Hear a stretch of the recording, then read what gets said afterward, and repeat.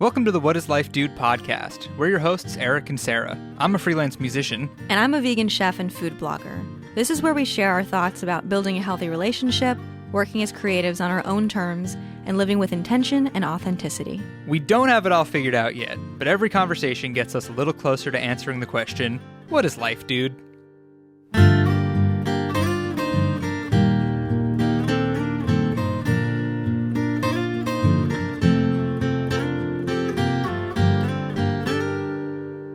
Hello, and welcome back to the What is Life Dude podcast, everybody. Welcome back. This is our first episode that we are also filming, so if you prefer to watch things on YouTube or listen to things on YouTube, that'll be in our show notes on our What is Life Dude podcast channel. Mm-hmm. And yeah. We're trying to not make it weird, like a big deal. Yeah. It feels like we started this whole new thing. Mm-hmm. And Sarah's like, it's still the same podcast. Right. It's still we've still done 52 episodes of the podcast. There's just a camera pointing at us now. Right. I had to wear actual clothes. And usually when we're recording the podcast, I'm in bed under many layers of blankets. And I'm sitting up today. I have a beverage. I have a mushroom coffee. I feel like the only difference is really like we're much more comfortable when there is not a camera on us. Right. Like I usually have like my mic like boomed in and I'm like just slouching and my legs are up or something. Mm-hmm. And you're in the bed, which is right over there. Yeah. I think it'll be good though. I think it'll help us reach some new people. Mm-hmm. Eric recently did some research and found out that YouTube is actually the primary place people stream podcasts, which I wouldn't have guessed. It's interesting. I mean, I found out recently that YouTube is where music is streamed the most. Mm-hmm. And so I guess it makes sense that podcasts are the same way. But YouTube's a lot bigger than we think. So yeah, if you're watching, thanks for watching. Greetings. And if you're listening, I mean, it's the same podcast like you were trying to hammer home. Right. So today's episode, we're kind of taking it back. We're rewinding and we just kind of wanted to lay some foundation. We want 2021 to be the year we really prioritize the podcast and hopefully grow the community a lot. So although I know a lot of you are longtime listeners and probably know a lot about what we're going to cover in today's episode, we kind of just wanted to lay some foundations for new listeners. And we're going to do a little spotlight on Eric today. Yes, I am the star of the show this evening, if you're listening in the evening. Yeah. So we're trying to just kind of like, we want to just lay out like Sarah's story, my story, and there will be things that you guys have already heard before if you've listened for a while, maybe some new things. Mm-hmm. But we kind of just want to talk a little bit about what makes us each ourselves. Yeah. And that'll kind of, I don't know, it'll kind of help us. It'll make future things make more sense. I agree. You know? I was partly inspired. This concept was partly inspired by the fact that I listened to some old episodes of a different podcast that I really love. It's the Expanded podcast, which I talk about all the time on here. And I revisited some of these episodes and I had forgotten like this entire part of the host's story, that before she founded her big company and started this podcast that is now like wildly successful, that she had been really poor and she had been working as a personal chef for a couple of families in LA, and over one Christmas break, I believe, like all of her funds had dried up because either the families went out of town or they just didn't need her services, and the fact that she needed to find another way to make money is kind of what prompted her to start her own business. So I heard that story again. I was like, oh, that's so interesting. That's kind of the situation I find myself in now. Not that I'm a personal chef, but I do work in food, and I am kind of trying to branch out into what we do here and make this more of a important part of my life. Well, it's funny. You told me you like totally forgot that was even part of her story. Yeah. And then you're listening back and you're like, huh. And then you kind of told me, you were like, well, maybe we should just do kind of like I hate to say like a recap episode. Yeah. But just more information about us, right. Or maybe reiterate some things just to contextualize things. I think it's always good to know more about where people come from. So there's definitely, because you and I grew up in such different circumstances, it's nice to have different areas that people can identify with us on, if that makes sense. Yeah. Right. So Sarah's more of the you're better at like guiding the conversation and like getting I don't know, like getting topics out of us. I am the shepherd of the conversation. You really are in a way, and I'm like the responder in a lot of ways. So you're gonna ask me questions today, right? And then I'm gonna follow your lead. And next week, I'm going to do the same thing for you. Okay. But another thing we want to start doing before we get into the topic is we want to do our positivity box. Ah, yes. Up front. I had forgotten. Because, you know, if you're not a long time listener, our positivity box is basically where did the box come from? So it actually came from the negativity box, which is what. Back when we were living in Colorado, when we were a newer couple, we instituted this thing called the negativity box. I don't even know if I like accidentally stole this from someone else or if it's something I just created. But basically, rather than like one of us having a bad day at work or with whatever and coming home and just like unloading all of that negative energy and all the complaining on the other person, we would make a conscious effort to say, hey, I'm just going to like create a little negativity box here. I'm going to get it off my chest, and then we're going to leave it here. You know what I mean? Yeah, it's like just a figurative box to like write a little note and put in the box, and then you can close it and put it away, right? So we've also instituted the positivity box where we do the exact opposite. Mm-hmm. And it doesn't necessarily have to relate to the topic of the podcast. It could be small or large, like as inconsequential or like big a thing as. Yeah, exactly. So I have a feeling this week's is going to be the same for both of us. Is it? I feel like it's hit or miss. Sometimes we do have the same thing, sometimes we don't. Okay. But I'm going to go first. I mean, this is like a brand new thing, but yesterday we went on it was like an hour and 10 minutes. We just went on a walk around the park. It's the park that we go and run at, jog at, but we were like, we don't want to run. We've been doing a lot of yoga. We're like, what if we just did like an active rest day? Right. So we just did a 3.2 mile walk, and it was great. It was We great. had a long conversation. Yeah. I don't know. It was just really like mind clearing and I think nice. It was nice. It's something we haven't done. We've been exercising separately since we moved to San Diego. We're based in San Diego back in October. So we'll go to the same park and we'll start at the parking lot together. But Eric will run and I'll walk and we'll both meet up at the end. But we had been, throughout most of the quarantine doing a lot of exercise together. We would do our 5K jogs together. We went through a big hiking phase. And I feel like, I don't know, and then around like the beginning of quarantine too, we were doing our 10,000 steps a day thing. Yeah. So we were taking like 3-mile walks like almost every day. So it was nice to get back to that because I feel like when you create the time to just go out and walk and spend time in nature, if you could call it nature, there were a lot of people there and a lot of cars, but I don't know, it just creates space for good conversations. And I'm such a faster moving person.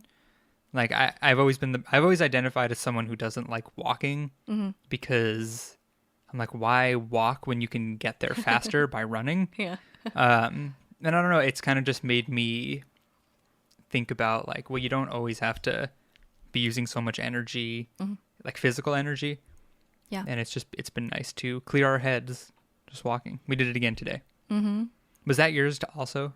It wasn't going to be. Good. But it was nice. We saw some horses. There's a little horse like corral there. And there's not always horses when we visit, but there happened to be like 4 or 5, 4 I think, just trotting around. So we paused our walk and watched them for a while. Well, what I've noticed when I run by that section of the park is that when there are horses, I never see anyone like stopped and observing them.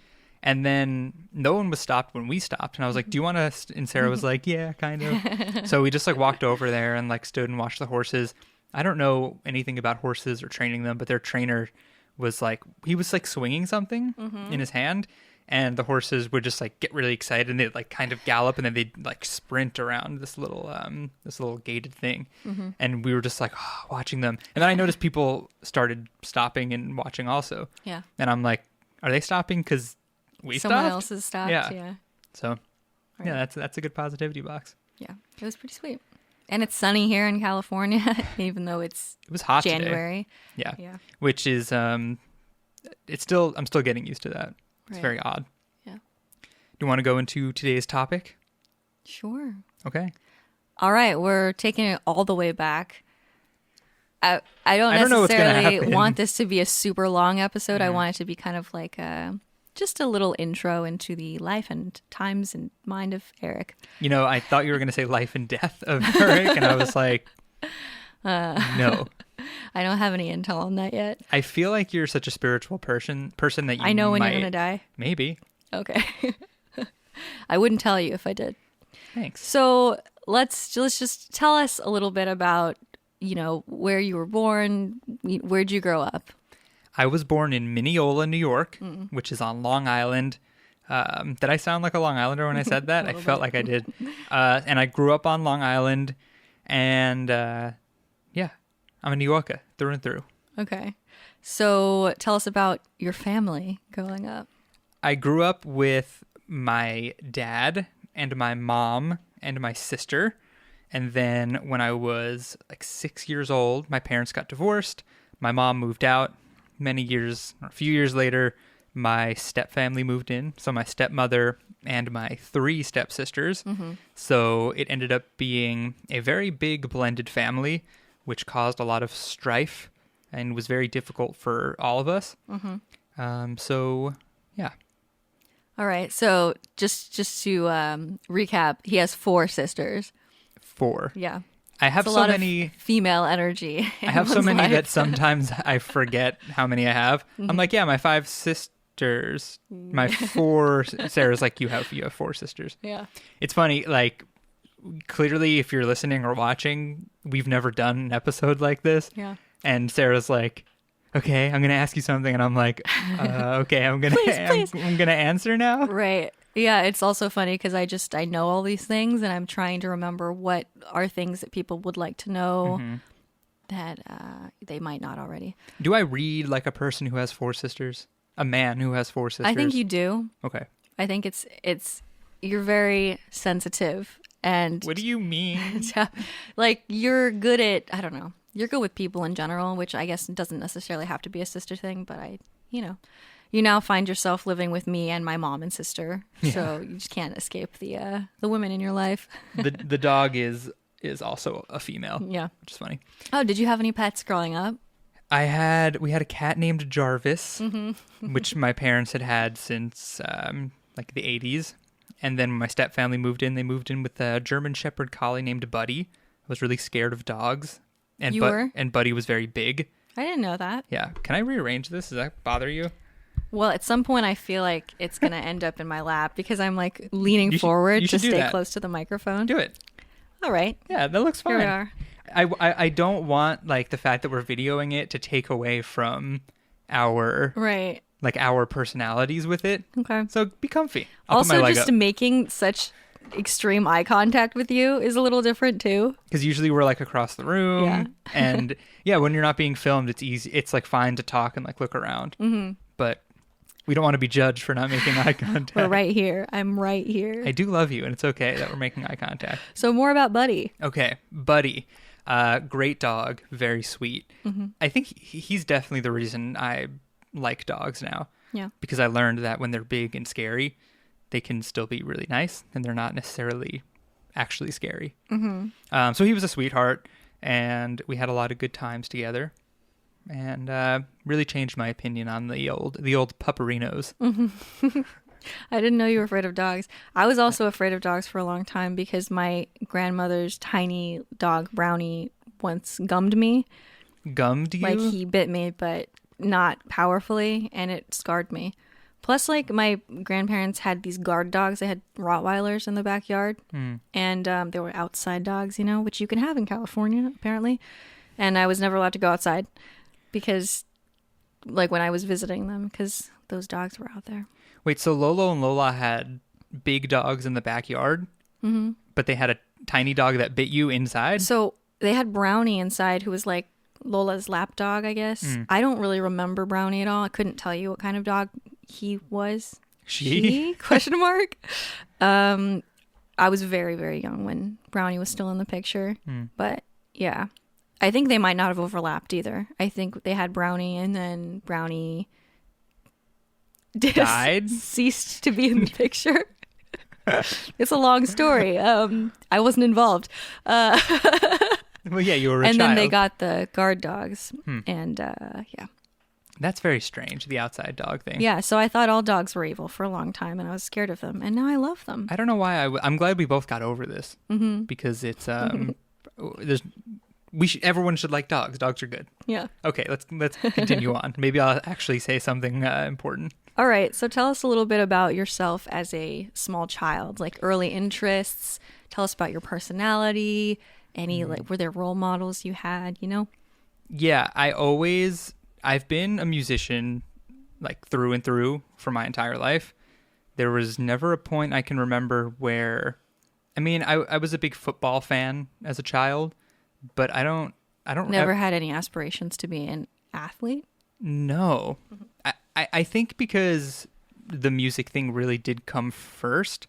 And by the time I like really started getting into sports, I was like, well, I'm a music person. Okay. But my parents were very into rock music, like into like the 90s grunge and pop punk. Like they listened to Foo Fighters and Alice in Chains and Green Day. So like, which we'll get into next week. And if you're a listener, you're probably already thinking like, oh yeah, Sarah wasn't allowed to listen to any of that, right? Which is true.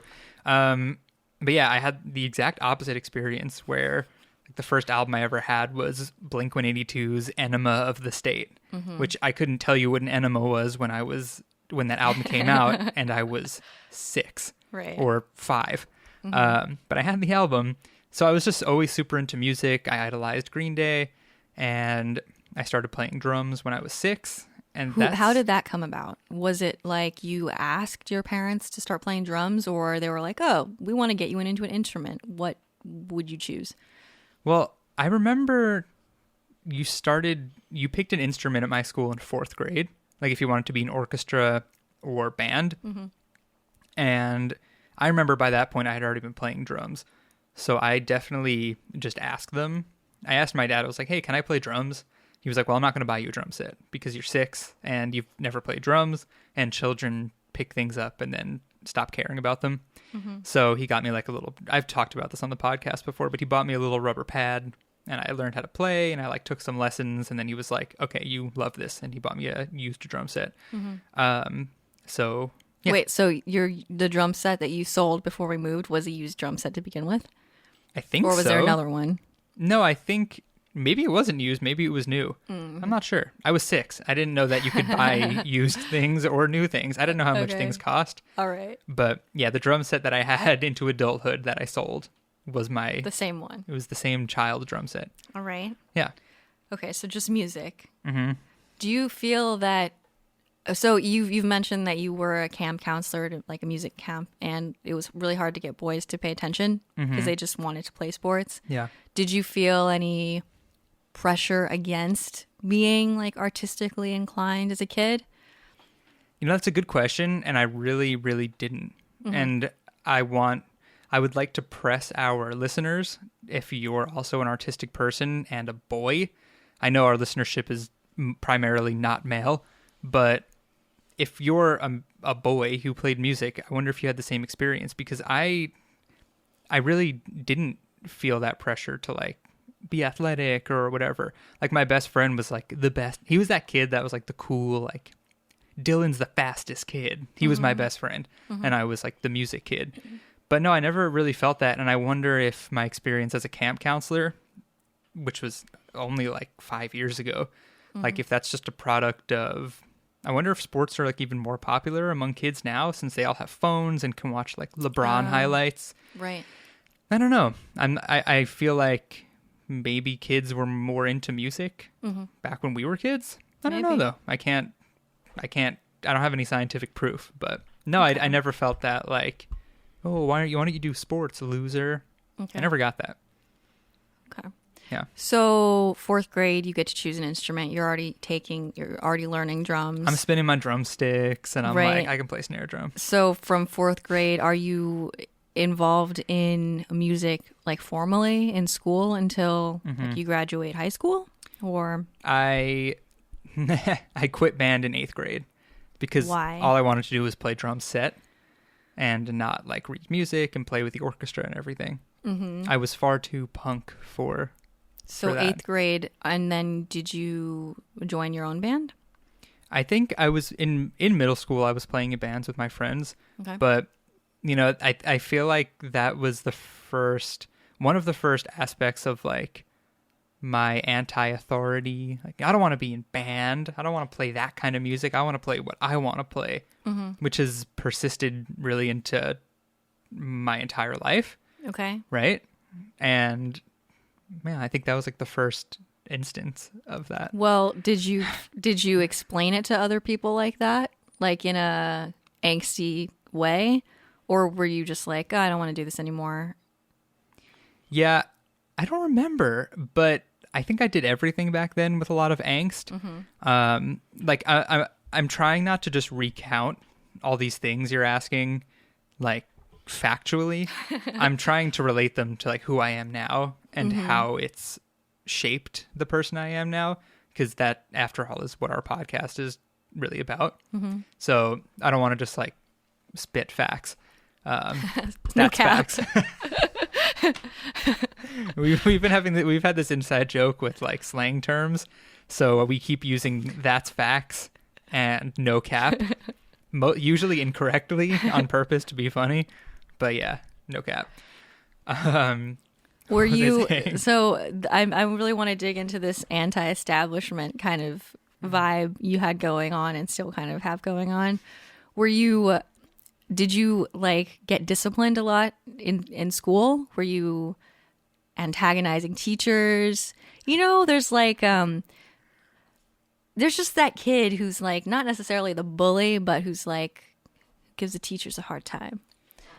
Well, I was always that. I don't know if I've ever talked to you about this, but I think you're gonna love this. I was always that kid that like would give teachers a hard time, but In an endearing way. yeah, but they always liked me, which is like very much like the schmoozy kind of person you always tell me I am, Yeah. right? Mm-hmm. Okay. So I would always just like mess with my teachers, but never in like a real mean way. Like I don't know, maybe my teachers would disagree and be like, "No, you were an asshole." Could we get one of them on the air? Honestly, yes, I'm still in contact with a lot of my teachers, not from middle school, but from high Okay. school. Well, that says a lot, I think, because I'm not. Yeah. Because I was going to say I hate everyone, but I don't actually hate any of my teachers. I just wasn't close with any of them, Yeah. really. Yeah. But yeah, I was definitely, I mean, they're like the class clowns. I was going to like- just ask, are you the class clown? I don't think I was. Okay.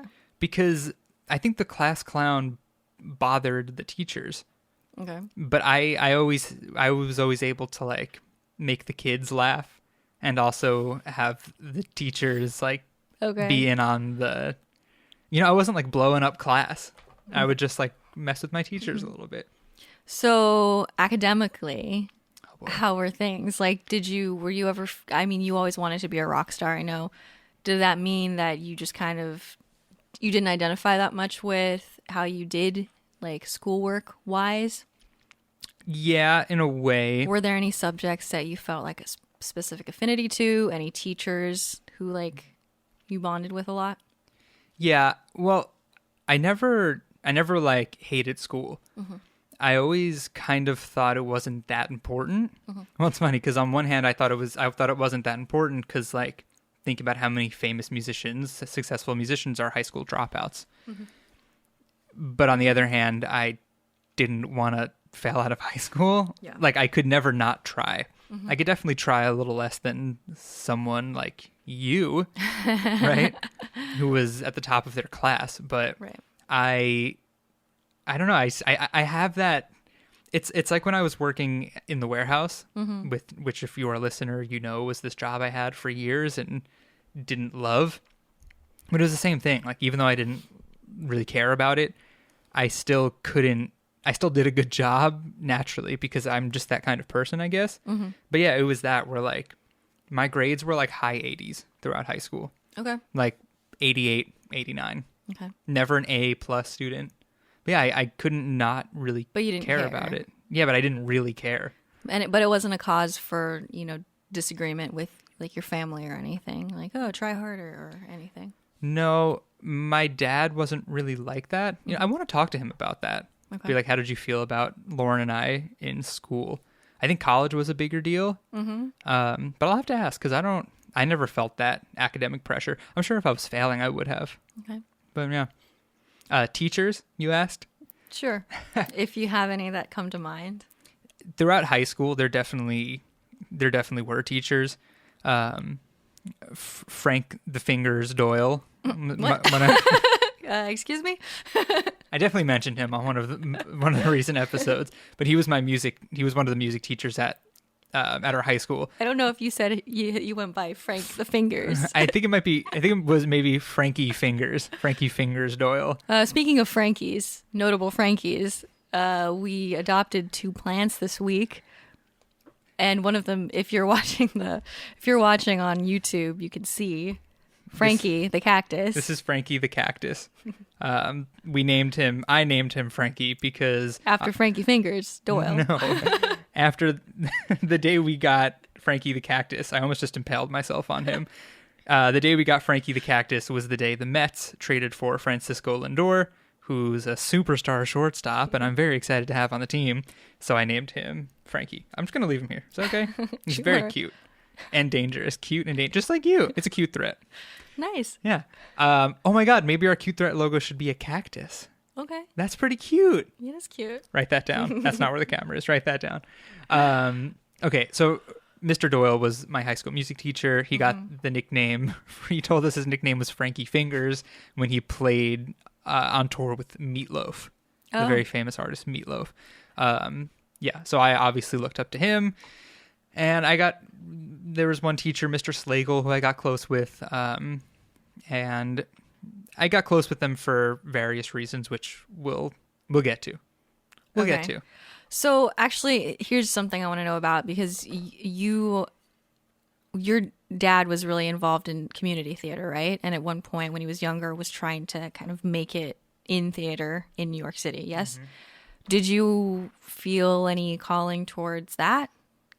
That's a really good question, and I never did. Was that available like as a extracurricular or anything? Oh, yeah. Okay. Yeah, I grew up in a very affluent town, and like we were the school that we had AP and IB, and we had like every program was well funded, and it was like very easy to succeed there in like basically whatever you wanted to do. But yeah, we had a good theater thing. Say it. Theater. I just always poke fun at Eric because he pronounces theater. That's just how I always say it. I don't know why. Maybe it's a New York thing. But yeah, no, I never felt pressured to do that. Okay. Which was good. I think my dad was just happy because I liked music in general. All right. Okay. I'm sweating. I'm sweating from this conversation. I have a lot of things I want to cover, but I don't really know how to get into this one. But I kind of wanted to ask about like your relationship with your siblings and how they influenced you. Okay. Well, I feel like Lauren's my one biological sister. I feel like Lauren and I we fought a lot. As kids. You have to remind me not to drink sparkling water when we do the podcast because it makes me burp and I get interrupted. But yeah, Lauren and I feel like we fought a lot when we were younger, but then when our step family moved in and we started, there was like that intense clashing of the families. Lauren and I bonded over that, which sounds bad, right? No, we were bonding over not getting along with the new family in our life. But yeah, and then just as we all grew up, we started loving each other eventually. but I don't know. I don't know how to answer that. Like how they influenced me. I mean, I didn't have, that's why I had trouble kind of formulating the question. I just Yeah. kind of wanted to know because, when you're young, if you're of similar ages, like you're spending so much time with your siblings. Mm-hmm. And yeah, I just Yeah. wanted to know if anything jumped out at you. But if nothing does, then that's fine. Well, I'm the youngest.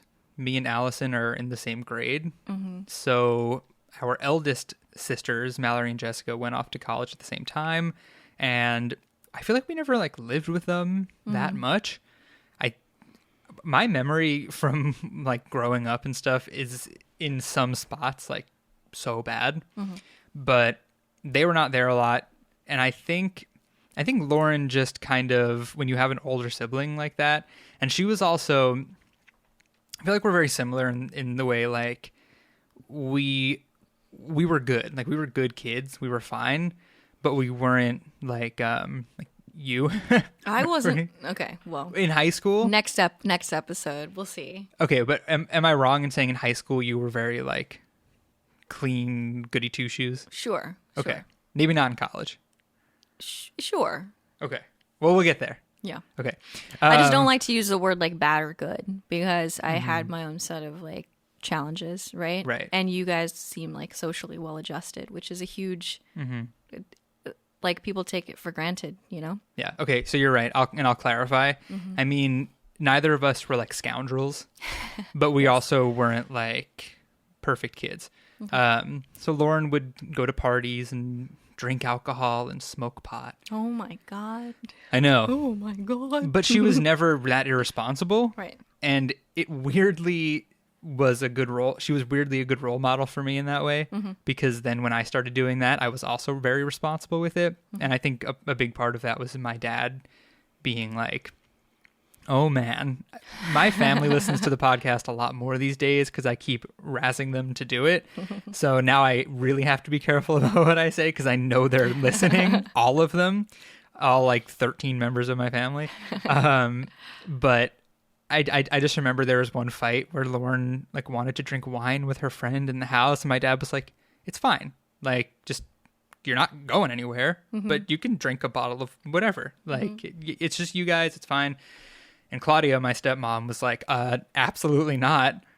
And I understand both sides, obviously, because Claudia legally is right to say like no, and my dad's like, "Well, but like socially, like it's okay." And there was like that. There was that parenting thing kind of always happening. And I think that really molded, maybe not Mallory and Jessica, because they were they flew the coop before the rest of us. But I think that really helped balance all of us out. And so yes, they influenced me positively. Okay. I'm trying not to I'm trying to make sense. Right. Yeah. Okay. Okay. Where should we go from here? I wonder if people are listening, like they're weird today. Do we seem weird I think today? I think you read it as nervous to me. Okay. Like you're getting grilled and you're afraid to say something wrong. I'm not trying to guide you to say anything like mean or super revealing either. But I think like the topic of blended families too is a good one to talk about because it's a lot of people go through that experience but don't necessarily get to process it fully, Yeah. And I don't feel nervous because I'm afraid of saying something wrong. I'm afraid of saying things that aren't important. Like I want it to be like my background story, my origin story. Your autobiography. Yeah, but I don't want it to be like, I still want it to relate to the podcast, which I feel like Everything it does. I know. I just I get concerned that you know. I think sometimes just because we're living as ourselves, we forget how different our experience can be from other people's, right? Like I grew up with both parents together. My mom was a stay-at-home mom. I had my sister. We were like extremely close and close in age too. And I don't know. I think it's interesting to put both of our stories out there because different people will relate to different things. Like I'm sure there are listeners who also, their parents got divorced and they had trouble adjusting to like a new family. Yeah. So yeah, the blended family thing is really a fascinating conversation. This is just a weird thing I'm going to throw out there, but when I was in high school, the New York Times they're writing an article about blended families, and I can only assume they got in touch with us because Claudia is a writer. But they came to our house with like a little film crew and like filmed all of us like doing our own thing, but also interacting. It has to still be online somewhere. I swear to God, I saved the link the last time this came up. Okay. But I'll try to find it. Put it in the show notes. I'll put it in the show notes. And On blast. Oh my God. It's just like chubby little teenage Eric. And they're like, oh, so like, what do you do, Eric? And I'm like, I play drums. And they're like, oh, let's go downstairs. Like, we'll get a video of you playing drums. And I was like, okay. Like, slicked my hair back. Like, played as fast and awesome as I could. And it was like really bad. But that video lives somewhere. And I'll try to find it. Okay. Yeah. What would you say are some of the top like positive ways in which going through that blending of families influenced you? Oof. I mean, like I said, I think a big part of it was how differently my dad and my stepmom parented. Like their family was much more strict and my family was always much more laid back. And I can't even begin to imagine like the kinds of conflict it caused my dad and Claudia because I mean, like now that we're an adult, like we're in an adult couple, like we have our own issues, and I can't imagine that being one of them. You know, where it's like, don't parent my child like that, or just like just things like that. I'm like, oh my God, I can't even imagine how hard that is. But yeah, I think they did a good job in balancing their parenting styles, and we all came out pretty fine. You know. But I mean, it's traumatic. Yeah. It's just like truly traumatic for everyone. And there's no way around it because our parents want to love each other and be in a relationship. And the only way they could do that is to smush the children into one house. Right. And then for my 3 stepsisters, it's weird because all of a sudden they're just moving. Like, granted, they're moving into a comfortable situation, right? Like, they moved in and there was a pool, which must have been sweet for them. And you're like, that's my pool. But, like, really, it's like me and Lauren were like, ooh, get out of our house. Yeah. And that feeling persisted for far longer than anyone would like to admit. It's just crazy. It's just such a unique... I mean, I don't know how unique it is. Please, listeners, if you're part of a blended family like this, please... whatislifedudeshow@gmail.com. Yeah. Send us an email and tell me about your experience because me and my family, I know that we would all love to know about it. And what similarities there were and what differences you had. Yeah. And actually, I think it would be cool if we could start implementing like a little section of the podcast where we read like a story from a listener or something. Oh, yeah. Not that we have to like give advice or like offer a bunch of commentary on it, but if anyone just has like an interesting little, you know, like a little vignette to share. Yeah. We could definitely start reading those. That's a really good idea. Okay. Random question. Do you think I don't know if it's even possible for you to think about this, but do you think being like the youngest and being the only boy, like how it would have been different if maybe you had a brother all of a sudden or, you know, younger siblings? I have no idea what it would be like to have a brother. Yeah. Like, I cannot even imagine what it would like to not be the only boy. What a fascinating question. Like, I don't know how having another boy around would have changed me. But I definitely, there definitely is something to be said about growing up surrounded by only women, right? Because it's like, I feel like as like a younger child, I'd be like, oh, blah, blah, blah, your periods are going to sync up. And my friends are like, what? And I'm like, that's a thing that when a bunch of women are, that's what happens. And they're like, what are you talking about? And I'm like, you're like, I know everything. I'm like, there are a lot of women in my house talking about their menstrual cycles. Like, I know what PMS is before anyone else does. Just like little weird things like that. But I think it definitely did make me, you know, I'm a sensitive guy. And I know brothers like, well, I know Lauren and I beat the shit out of each other, but I know brothers like really do that generally. So I would just assume I'd be, maybe not now, but definitely when I was younger, maybe I'd be more, I don't want to say aggressive, but definitely not as soft. Yeah. Well, I just think about you being your Leo self and being the only boy and the little prince of the family. And it reminds me of when your grandmother was talking about how your father, who is the youngest and the boy of the family, is what she called him, like the king. Or something. Yeah. And I'm like, oh, you're following in his royal footsteps. I mean, if we have kids, we're going to have, if we have more than one kid, the youngest one's going to be the only boy. It just seems to be the way it goes with my bloodline. All right. So be prepared for that. We have a boy first, then we know that we're done. We have to stop. If we only or adopt older children. Yes, that would exactly. Be weird. That's a whole nother set of complications.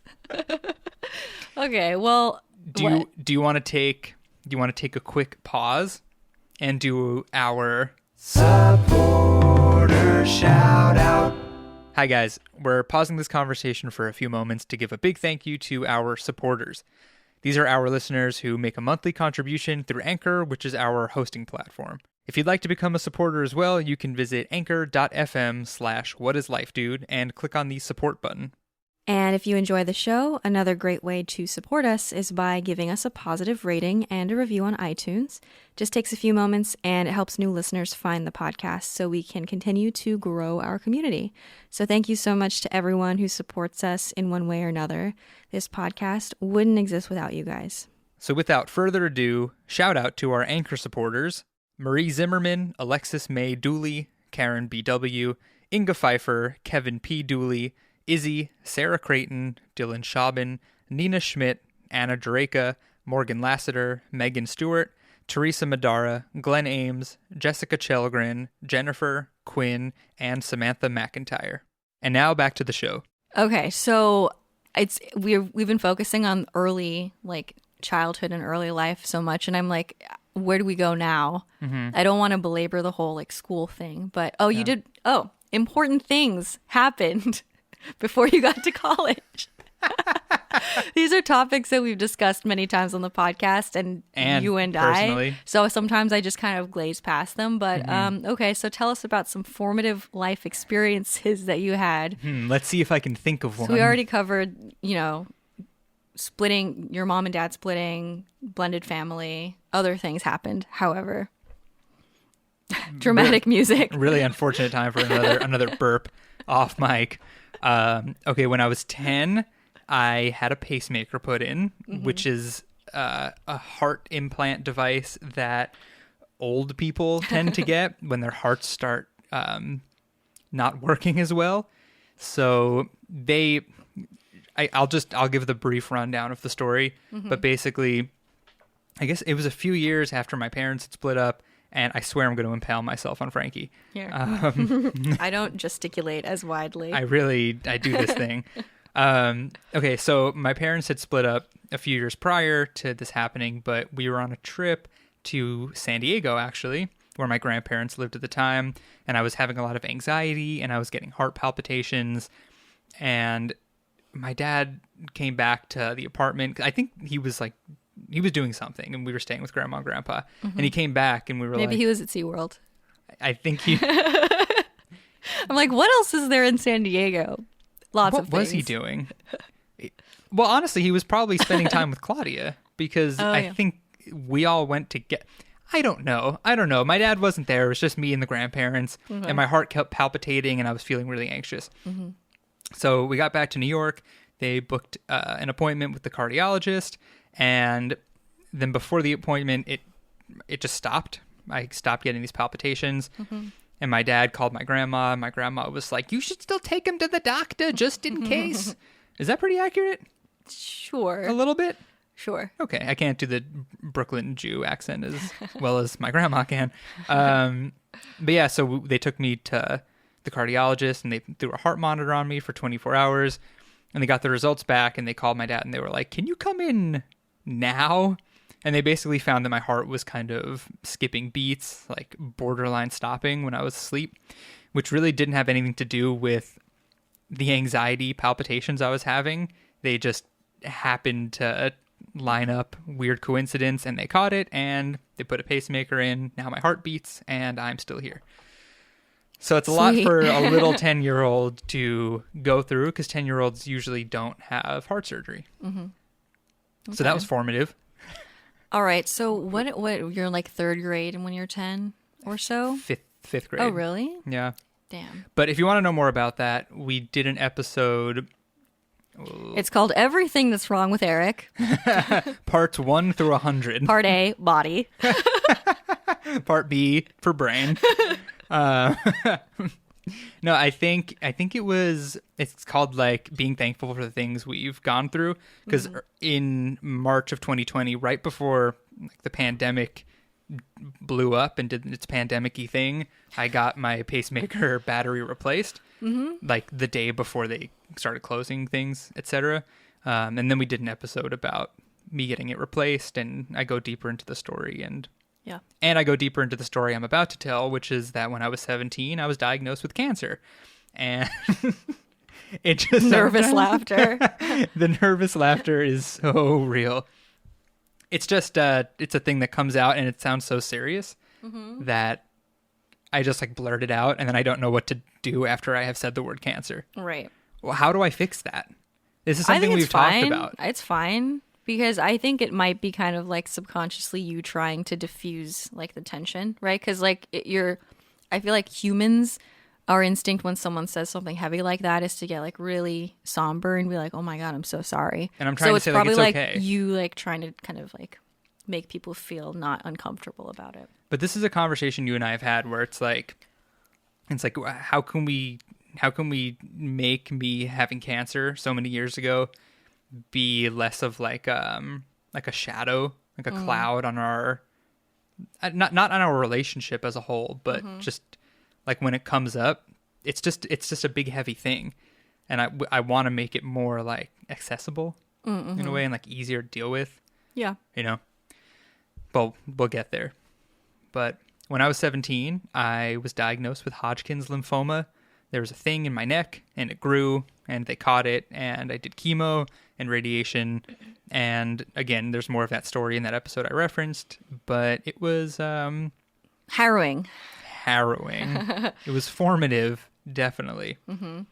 Yeah. So those things are just part of my life. I won't get into them now because there's an episode about them. Okay. But those things happened, and we can move on. Okay. Right? Sure, if you want to. Where do we go from there? College. Okay. What do you want to know about college? It was so boring. Well, why was it boring? I think most of my college experience was I hate to say it was ruined because I was in a relationship, but I think a lot of it was not as interesting, fun, explorative as it could have been because I was in like a long distance, one of those high school relationships that everyone's like, you should break up before college. And I'm like, but we're in love. And then we go to college, we do long distance, and then we break up. And you just don't do stuff when you're in a long distance relationship. It's like, oh, all my friends are like going to this thing for freshmen where like you meet new friends. And I'm like, I'll stay at home because I'm going to FaceTime with my girlfriend. Okay. And I'm just like, it's one of those things where like you try not to have regrets about things, but you're just like, stupid. Just Do you actually regret it? I just like, I feel like, What are you telling yourself you would have now if you hadn't been in a relationship? you know, that's a really good point because there isn't anything, you know, it's just like thinking about like, oh, I could have like hung out with my friends more or made new friends when I was in college and like just did more stuff. I just like was in my room a lot. Okay. But I guess when you perspectivize it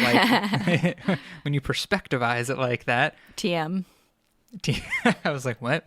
Perspectivize is a word I made up. Yeah, it really does remind me like, well, everything's fine now, so it's okay that you had that experience. I don't need to regret that. Yeah. I do like to look at like the feeling of regret and examine where it comes from because it usually is because we're telling ourselves that we would have something else preferable. And you know what they like how they say, some people will say like, I have a big fear of the unknown, but it's actually what you think you know about the unknown that you're afraid of.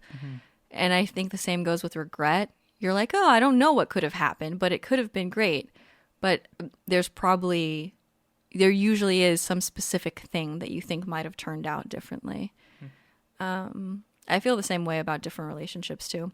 Yeah. Or I think a lot about like, what if I could go back and do college if the way that I am now, instead of who I was before, which was so socially anxious and very mentally ill. Still mentally ill, not that mentally ill. You know what I mean? And I'd be like, oh, I'd be an amazing artist and I'd be so much more like, I don't know. I'd have all these different things and wouldn't have wasted a bunch of time in a different relationship because I'd be me instead of who I was then. Yeah. So it's just interesting to look at that.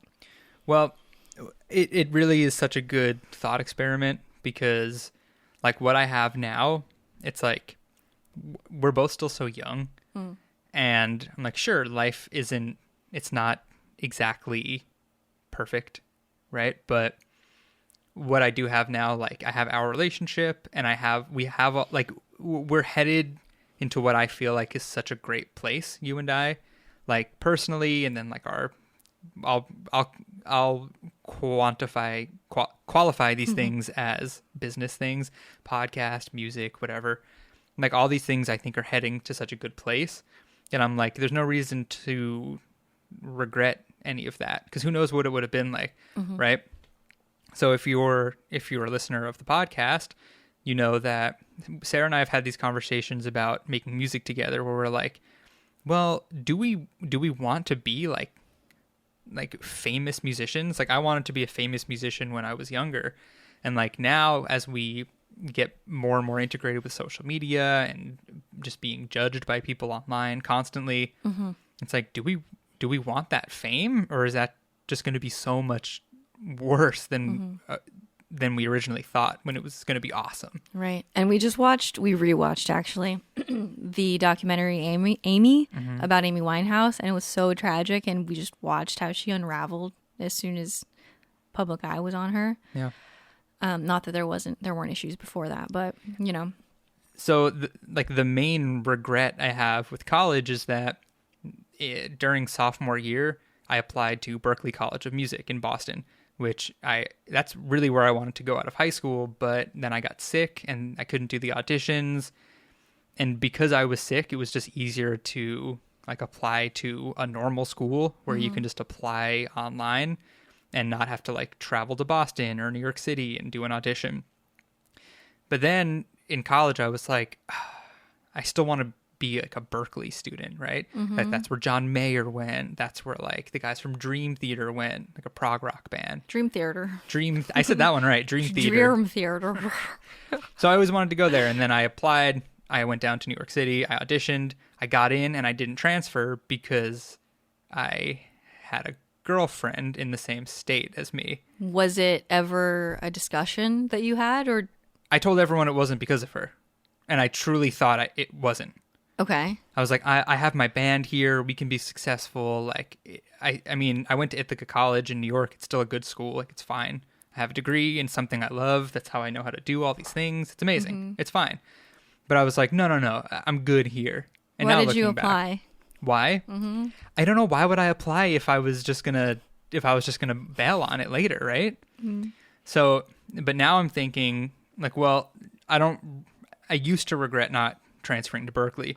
But now I'm like, well, how would it have shaped my life in a way that might not have been preferable? What if I ended up like going on the road, like John Mayer? The thing about Berklee is that everyone drops out because everyone starts like... Well, many people. Yeah, well, everyone you know about who went to Berklee. Right. That's what it is. Everyone who went to Berklee that is now famous dropped out and like started touring because they just became popular musicians.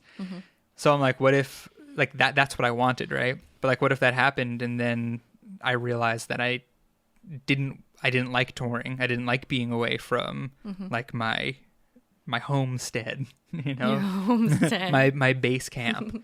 And like I don't know, my brain went haywire and everything went badly.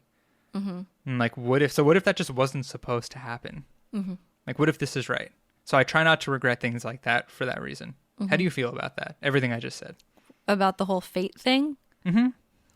Oh, I'm into it. Okay. As you know, I do. I mean, not that I don't think that you should, when you're trying to make a decision, I don't think you should necessarily use like fear or like the worst case scenario as an excuse not to do it. So if in that moment you had been like, oh, what if I go to Berkeley and then I become a famous touring musician and then it drives me to madness and I kill myself? Obviously, that's not the proper, you don't want to be motivated by fear usually if you can help it. But I think it is, it's always better to be at peace with what you have because we really can't go back. And the most we can do with regret is to allow it to inform our choices moving forward. So I think like what you would have learned from that now is if you're honest about the fact that it was influenced by your relationship, is now you're in a relationship where if you had an opportunity that would be like kind of disruptive to our lifestyle now, we'd find out how to go through it together, right? And adjust. Yeah. Yeah. I feel like we're both very open. We really like comfort. We are a little bit slow to change, I think. We do sometimes get bogged down in routines that don't serve us. But I think in general, like bigger picture, we are not risk averse necessarily. I think we are willing to change up our lifestyle a lot. Would you say we're willing to risk it for the biscuit? Yeah. I just glanced. I have no biscuits to show for it yet, but I hope to have a few biscuits. I just glanced at the computer that's monitoring our camera setup, and my face is so rosy. Yeah. I'm so hot now from talking about these things. And you're also wearing red and it's reflecting off of your face. It is very toasty in here, I have to say. It was so cold earlier. Yeah. Okay, so where do you want to... Back to biscuits. Buttery, flaky, delicious. Well, I mean, not that we're nearing the end of the conversation. Right. But where do you want to... What other questions do you have? There's just so many, right? Are there? There's so many. Like my life is, after I tell people I had cancer, my life is boring. That's like that's a terrible way to think about it. You should rework that thought in your mind. Okay, I was just kidding. First of all, so how do you think you'd be different if you hadn't had cancer? I have absolutely no idea. Okay. I mean, what I've always said to people was that after I got sick, I became a lot nicer. Which is funny because before I was talking about how my sisters made me like a big softie. But when I was in high school, I was that guy with my friends who would always, you know how like guys like punch each other and stuff, and like, oh, like I was like the arm puncher kid who always like punched my friends in the arm. Like I don't know why. I don't know why. Okay. But yeah, like I just stopped like those weird little things that I never thought of as like mean or aggressive. I was like, well, you should be nicer to people because people go through hard times. And also sometimes people just like get sick and die. And you should be not, you should just, I don't know, it just changes your brain and your perception of the world. Okay. And I'm like, I just have to be nice to everyone all the time. Okay. Which is obviously something that takes much more time than that to enact. And I'm still trying to do it, right? But yeah. I feel like that's like that's always the main thing I think of when I think of how I changed. It's interesting. When we first started talking several years ago, I kind of assumed that the reason you were vegan was because you had that health scare. Because for me, like I had lost my dad to cancer the year prior, and that's kind of what kicked me into exploring plant-based lifestyle. So I don't know. Do you draw any parallels there? Or do you think they're entirely unrelated? It's definitely part of the reason I care about being vegan now. Yeah, I mean, I think anyone who changes their lifestyle to a plant-based dealio, like, I feel like that's just what happens. I feel like all the reasons that one would go vegan kind of compound and, like, snowball into, like, oh, like, why are you vegan? I feel like most people are like, oh, for every reason. Yeah. Ethical, health, this, that, environment, whatever. It's like you start with one and then you learn about all the other ones and you end up believing in all of them. Right. But yeah, it wasn't a reason I went vegan. I went vegan because I just really considered how cute I thought animals were. It was literally like as simple as that. I'm like, they're so cute. Why? I don't want to eat them anymore. It like sounds like the silliest thing. It's like how a child, like some children are like, I want to be vegetarian. Yeah. They're like, the parents are like, why? They're like, because they're cute. And like, that's literally the same reason I went vegan. I'm like, I don't want to do that. Right. I mean, that's a very pure entry point, isn't it? I kind of like that. So I wouldn't eat you. You're too cute. So I guess I'm trying to figure out how to ask this question. It's kind of more about the relationship between your experience with sickness and like the way you manage your health now. So I feel as if a lot of people who do go through illness like that, especially ones that are like sometimes associated with lifestyle choices, like that health scare will kind of catapult them into a healthier lifestyle, right? Like our friend who had diabetes and he changed his lifestyle and reversed his diabetes basically, and is also vegan now. Also, just for the record, his type 2 diabetes. We understand that you can't reverse type 1. Right. Just to clarify. Right. So, but like it's different in your case because you just got it as a kid, and for all we know, it was just like kind of a freak accident, right? So, do you think you put did you ever think about it in that way, as in, because like you're health minded, health oriented, but. And for me, it's like the connection is very clear to me that I got really scared when my dad got sick. And sometimes I still think about it, about how that same thing could happen to me. So that's definitely a huge motivating factor in me trying to live as healthfully as possible. I think I had just a problem and like a general misconception of how health worked. And like what it meant.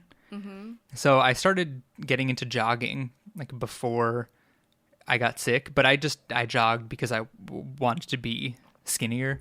And I feel like really not until like very, very recently, I've started to understand that health is much more than like exercising or eating less.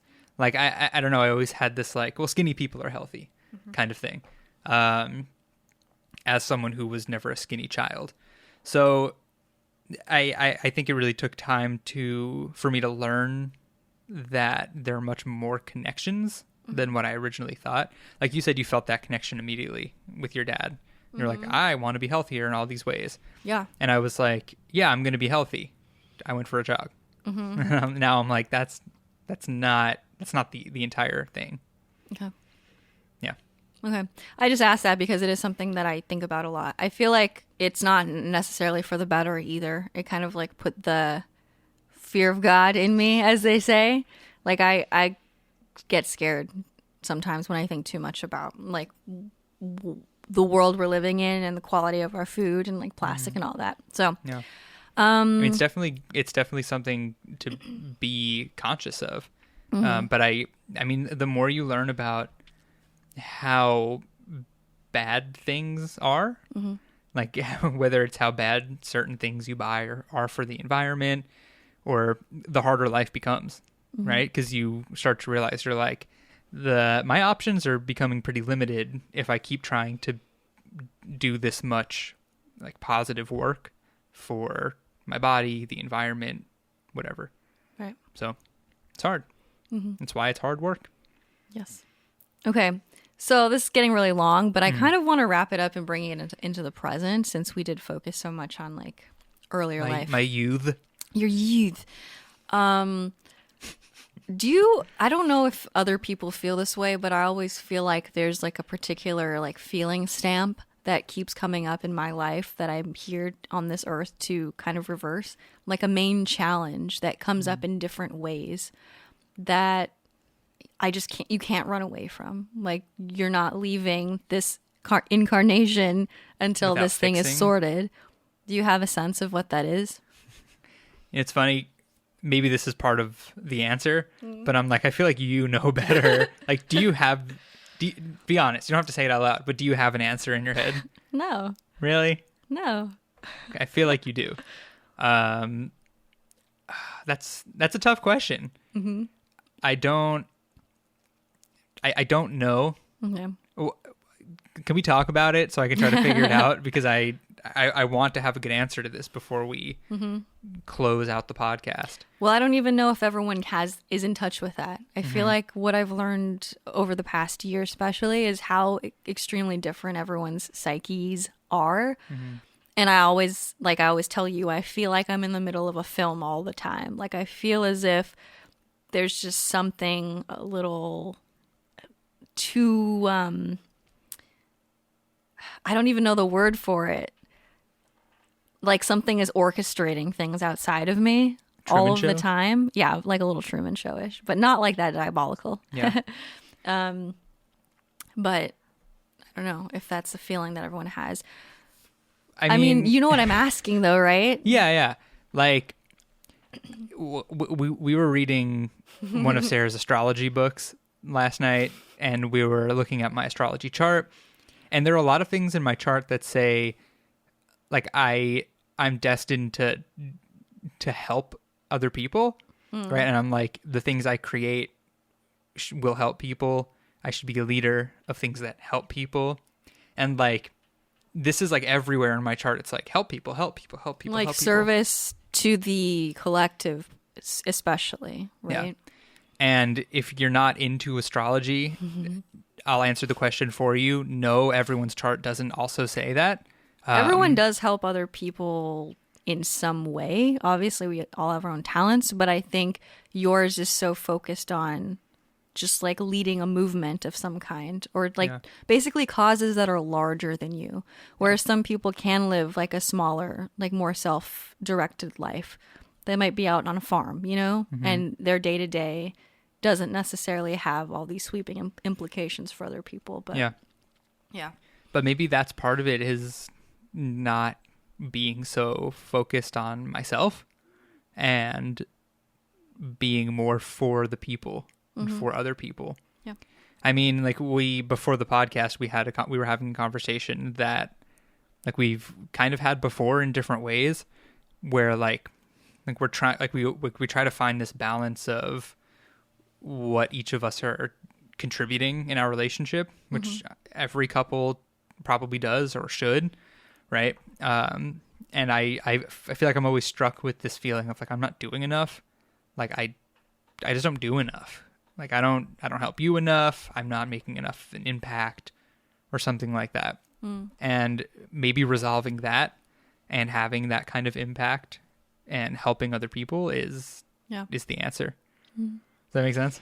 Have you felt like when you think about life through that lens, does it make any experiences make more sense to you? Not off the top. I'm so not good at like quick thinking like that. It's fine. And applying these things. It's fine. Maybe we'll come back next week, and at the beginning I can, maybe I'll have thought about it or journaled about it. Yeah. I mean, there has to be some correlation between getting sick and having the heart thing and what I just said, right? Because those are so hyper-focused on me. It's like, these things happen to you, these things happen to you. So there has to be some correlation between what I just said and that. Wouldn't you think? Well, it kind of reminds me of... I'm so hot. God, what's his name? Andrew McMahon, who also had cancer at a fairly young age, and then now does a lot of charitable work with cancer and has his own foundation, maybe. I wonder if there's something like that could be done. Yeah. Anyway. I mean, ever since I was little, I always wanted to write songs that helped people emotionally, right? Because, you know, like, there are a lot of artists where people are always like, you saved my life. Like, I was going to, trigger warning, I was going to kill myself, and your music saved me. Yeah. And I kind of I've like always had that in the back of my mind, where it's like, I want to be one of those people. And maybe it started with like wanting to be a rock star, but maybe now there's a different way where I can affect people like that. Right. And I mean, and when we get emails about the podcast and they're like, oh, I listen at work all the time and it makes my boring ass job like so much better. I'm like, oh, that's definitely part of it. That feels good. Oh, Jesus. Okay. So yeah.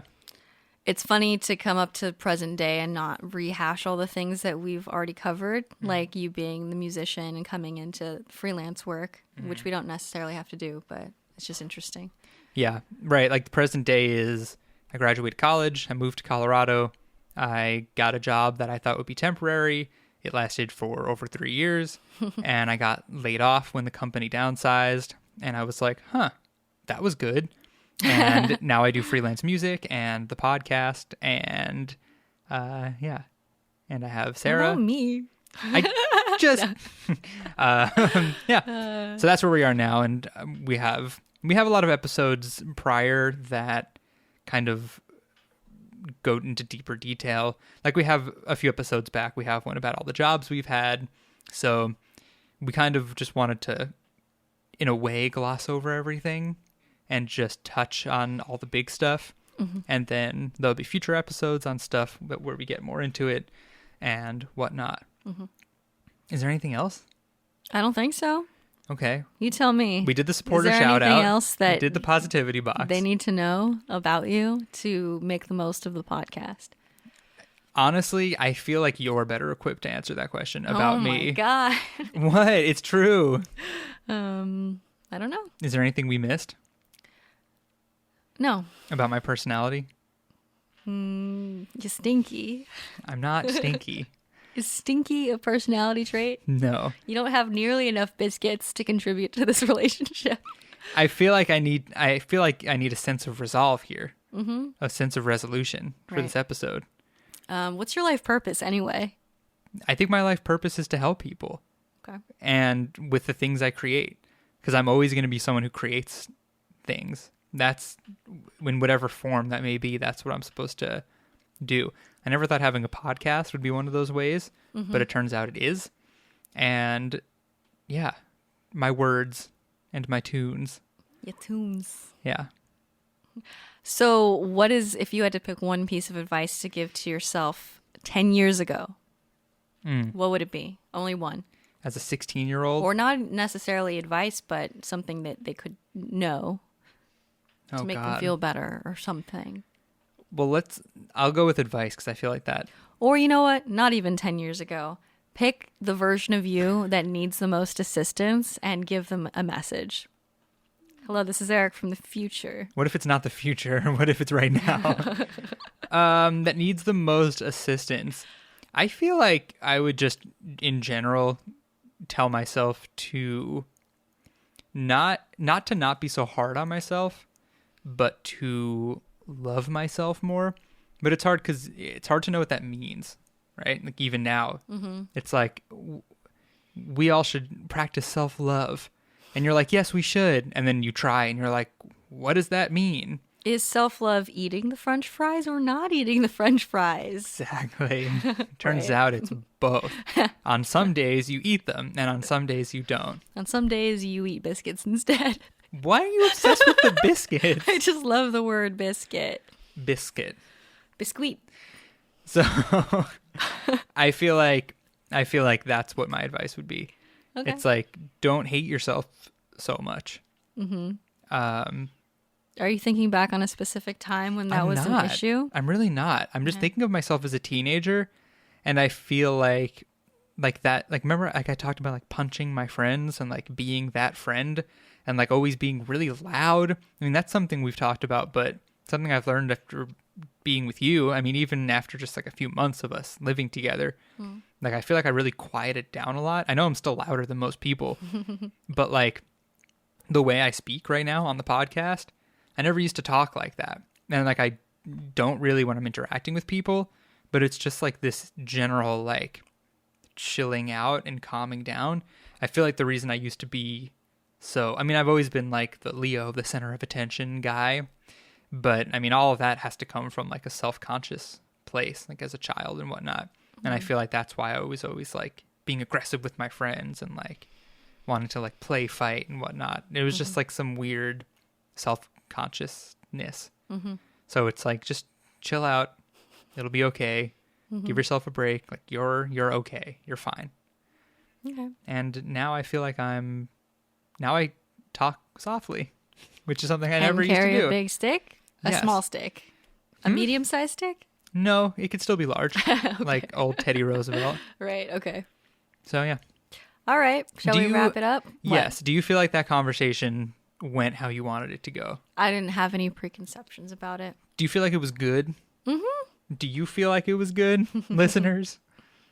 Okay. I wanted to, like I said, I didn't want to just go over, like, here's a bunch of shit that happened to me. And That's the kind of podcast you like to listen to, though. I know, but I want to try to make meaning of things. So as long as you feel like we did, I won't feel so self-conscious about it. I think if you go into a conversation with the intention of sharing something that's useful to someone else, that the meaning, like your psyche gives you what you need to share. You know what I mean? Like it just comes out. Yeah. So I don't think you need to worry so much about.